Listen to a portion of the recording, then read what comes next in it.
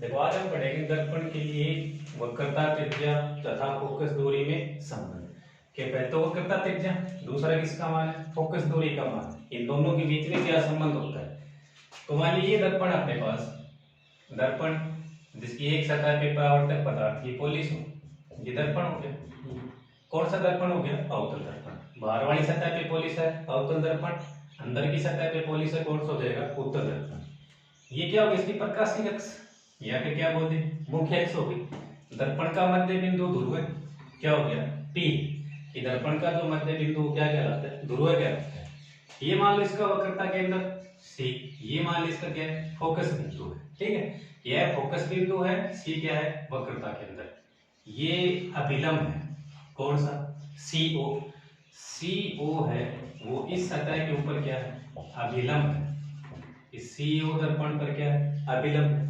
यहां से कोई प्रकाश की किरण आती है, यहां से प्रकाश किरण आ रही है, समांतर आती है, समांतर आएगी, दर्पण से परावर्तन के बाद कौन से बिंदु से गुजरेगी, फोकस बिंदु से गुजरेगी।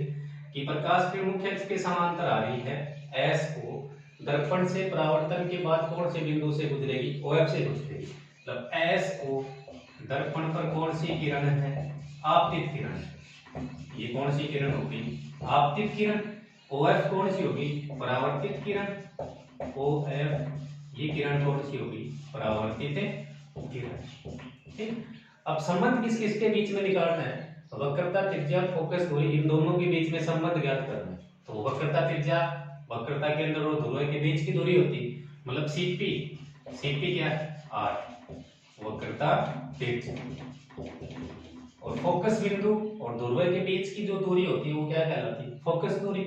एफ पी किसका मान है, स्मॉल एफ, फोकस दूरी। ये किसका मान है, फोकस दूरी का। अब इन दोनों के बीच में अपने को क्या ज्ञात करना है, संबंध ज्ञात करना है। ये दर्पण है तो इसका मध्य बिंदु कौन सा हो गया, ध्रुव। सी ओ सतह के ऊपर क्या है, अभिलंब है। एस ओ आपतित प्रकाश की किरण है, मुख्य अक्ष के समांतर आती है, समांतर आएगी तो दर्पण से परावर्तन के बाद कौन से बिंदु से गुजरेगी, फोकस बिंदु से गुजरेगी। तो ये कोण कितना हो जाएगा, आपतन कोण। किससे लिखा जाएगा, आई से। ये परावर्तित किरण है, ये कोण कितना हो गया, आर। परावर्तन कोण कितना हो गया, आर। ये अपनी मर्जी से मान ले, जैसे मान लो कोण कितना है, अल्फा। ये कोण कि ऊपर वाला कोण आपतित किरण, अभिलंब, इन दोनों के बीच में जो कोण बनेगा वो कौन सा होता है, आपतन कोण, आई। अभिलंब और परावर्तित किरण के बीच में कौन बनेगा वो कौन सा होगा, परावर्तन कोण।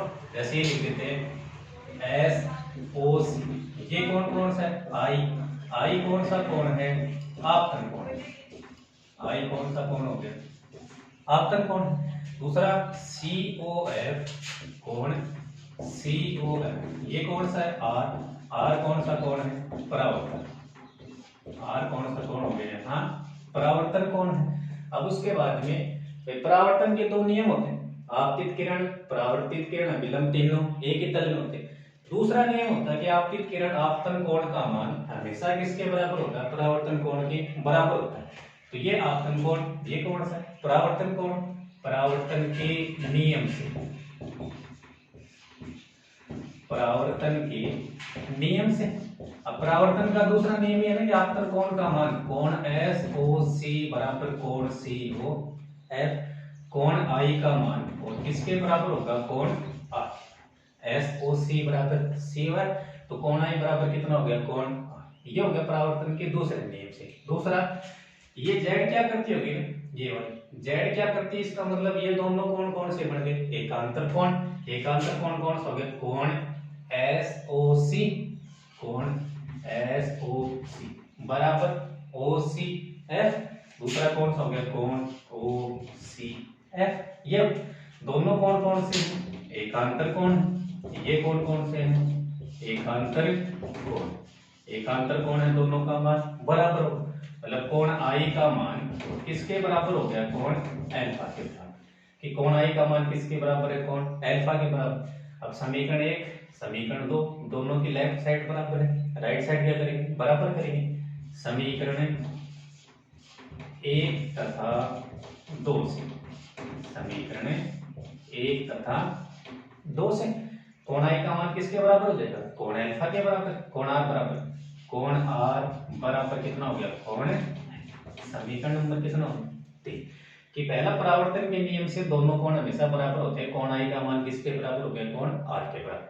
दूसरा, ये कोण कौन से हैं, एक अंतर कोण, तो एस ओ सी का मान किसके बराबर है, ओ सी एफ के बराबर, एक अंतर कोण, कोण आई बराबर कोण एल्फा, इन दोनों की लेफ्ट साइड बराबर होगी, राइट साइड बराबर करनी है, तो कोण एस कोण आर बराबर कितना हो गया, कोण एल्फा हो गया, ठीक है। ये कोण बराबर है, तो ये कोण एक ही त्रिभुज में, तो त्रिभुज की दो भुजा भी क्या होगी, बराबर होगी।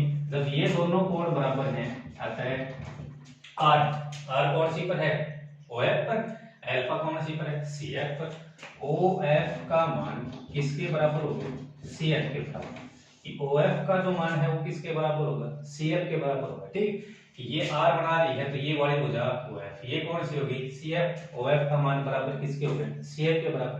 अब ये माने कि दर्पण छोटे द्वारक का है, छोटे द्वारक के दर्पण के लिए, छोटे द्वारक के दर्पण के लिए, द्वारक का मतलब है जिस भाग के ऊपर प्रकाश आपतित होता है, जैसे मान लीजिए छोटा द्वारक है, ये वाला द्वारक छोटा है, द्वारक छोटा, तो ये बिंदु F, ये बिंदु P, यहाँ जो O बिंदु है ये इसके पास में होगा, क्योंकि दर्पण ही क्या है, बहुत ही छोटा है, छोटा दर्पण है, तो ये दोनों बिंदु क्या होंगे, बिल्कुल पास पास स्थित होंगे, कि छोटे द्वारक के दर्पण के लिए O बिंदु P के पास स्थित होता है, P के पास स्थित होता है, कि छोटा द्वारक है, तो छोटे द्वारक के लिए इन दोनों के बीच की दूरी क्या रहेगी, बहुत ही कम रहेगी। जब दोनों के बीच की दूरी नगण्य है, तो ये दोनों दूरी भी लगभग क्या होगी, बराबर होगी। ये मान लो ये दूरी बहुत ही कम है, कौन सी दूरी, O से लेकर P तक की बहुत ही अल्प है, अल्प तो लगभग नगण्य के बराबर, नगण्य के बराबर है, तो OF का मान किसके बराबर हो गया, FP के बराबर, अतः OF बराबर कितना हो जाएगा, FP। समीकरण नंबर मान लीजिए कितना आ गया, 5। OF का मान है वो किसके बराबर हो गया, FP के बराबर।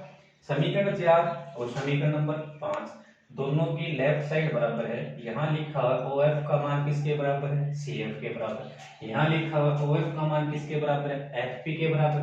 तो समीकरण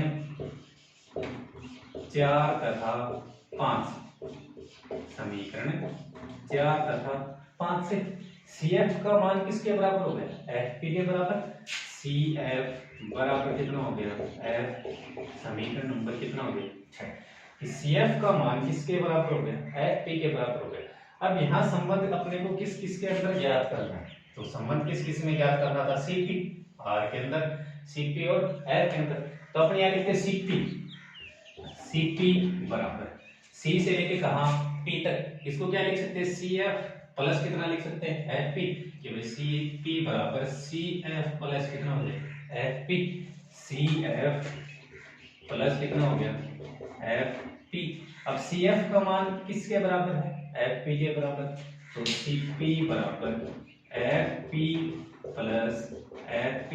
CP का मान कितना है, R, वक्रता त्रिज्या है, CP का मान R, FP का मान फोकस दूरी small f plus small f, तो R इक्वल टू कितना हो गया, 2f। R का मान कितना आएगा, R बराबर 2f, या f का जो मान निकाल देते हैं कितना हो जाएगा, f बराबर R/2। f का मान कितना हो गया, R/2, कि दर्पण की जो वक्रता त्रिज्या है वो फोकस दूरी के 2 गुने के क्या होती है, बराबर होती है, कि दर्पण की वक्रता त्रिज्या फोकस दूरी के 2 गुने के बराबर, या दर्पण की फोकस दूरी वक्रता त्रिज्या का क्या होती है, आधी होती है, ठीक है। अब देखो एक बार दोबारा समझ ले, संबंध है दर्पण के लिए वक्रता त्रिज्या, वक्रता त्रिज्या क्या होती है, C और P के बीच की दूरी क्या कहलाती है, वक्रता त्रिज्या, किससे लिखी जाएगी, R से। दूसरा फोकस दूरी स्मॉल f में संबंध, तो फोकस दूरी कहां से कहां तक होती है, फोकस बिंदु और ध्रुव के बीच की दूरी होती है। तो ये मान ली ये CO इस सतह के ऊपर क्या है, अभिलंब है, SO क्या है, आपतित किरण है, मुख्य अक्ष के समांतर आती है। समांतर आएगी वो किरण परावर्तन के बाद में कौन से बिंदु से गुजरती है, हमेशा फोकस बिंदु से गुजरती है। तो SO कौन सी किरण है, आपतित किरण, OF कौन सी है, परावर्तित किरण है। अब CP ये किसका मान हो गया, वक्रता त्रिज्या, FP किसका मान है, फोकस दूरी। अब यह विलंब है क्या आपतित किरण, कोण कितना हो गया आपतन कोण, कोण SOC ये कितना कोण आई, कौन सा कोण है आपतन कोण है। कोण परावर्तित किरण और विलंब के बीच कौन सा बनेगा R, तो कोण कौन सा हो गया COF बराबर कौन सा है परावर्तन कोण है। परावर्तन का दूसरा नियम कोण I का मान हमेशा किसके बराबर होता है कोण R के बराबर होता है, तो कोण I बराबर कोण R, SOC बराबर cos CR ये वाला कोण, ये जेड क्या करती होगी ये वाली जेड क्या करती है, तो ये कोण और ये कोण दोनों क्या होंगे बराबर होंगे, क्योंकि कौन से कोण बन गए एकांतर कोण। कोण I का मान किसके बराबर हो गया कोण अल्फा के बराबर। यहाँ समीकरण 1 और 2 के अंदर दोनों की लेफ्ट साइड इक्वल है, राइट साइड क्या होगी इक्वल होगी, तो R इक्वल टू कितना हो गया अल्फा, अतः जब ये दोनों एंगल इक्वल है तो एंगल इक्वल है तो दोनों साइड भी क्या होंगी इक्वल होंगी, तो OF का मान किसके बराबर हो गया CF के बराबर। ये R बना रहा है OF, ये अल्फा बना रहा है CF, दोनों का मान क्या हो गया बराबर हो गया। ठीक है, जैसे कौन सा दो कोण बराबर हो गए, कौन सा त्रिभुज हो गया समद्विबाहु त्रिभुज, दो भुजा क्या होंगी बराबर होंगी। अब ये मान के चलते हैं दर्पण वो बहुत छोटा है, दर्पण क्या बहुत ही छोटा है कि छोटे द्वारक के दर्पण के लिए O बिंदु P के पास में स्थित होता है, O बिंदु है वो P के बिल्कुल पास में, जैसे कि दर्पण छोटे द्वारक का तो ये दूरी नगण्य होगी, ये दूरी नगण्य, तो इन दोनों के बीच की दूरी क्या होगी बहुत ही कम होगी, बीच की दूरी नगण्य तो फिर ये दोनों दूरी भी क्या होंगी बराबर होंगी, ये वाली दोनों दूरी, यदि ये दूरी बहुत ही कम है तो इसको नगण्य मानेंगे, नगण्य मानेंगे तो OF का मान किसके बराबर होगा FP के बराबर, कि छोटे द्वारक के दर्पण के लिए O बिंदु P के पास में स्थित होता है, अतः OF का मान किसके बराबर हो गया FP के बराबर, OF बराबर FP, OF का मान CF के बराबर है और OF का मान किसके बराबर हो गया FP के बराबर। समीकरण 4 समीकरण 5 दोनों की लेफ्ट साइड क्या है इक्वल है, राइट साइड इक्वल कर देते हैं, तो CF इक्वल टू FP। अब संबंध क्या था CP R, तो CP लिखो, CP को क्या लिख सकते हैं CF प्लस क्या लिख सकते हैं FP, CP equal to CF plus FP। CF की वैल्यू अपने को नहीं पता होती, लेकिन CF का मान यहाँ लिखा हुआ है किसके बराबर है FP के बराबर, FP प्लस FP, CP का मान R, FP का मान R इक्वल टू कितना हो गया 2F, या F इक्वल टू कितना हो जाएगा R/2, कि दर्पण की जो वक्रता त्रिज्या है वो फोकस दूरी के 2 गुने के बराबर होती है, या फोकस दूरी है वो वक्रता त्रिज्या का कितना होती है आधा होती है। ये था दर्पण के लिए वक्रता त्रिज्या और फोकस दूरी में संबंध।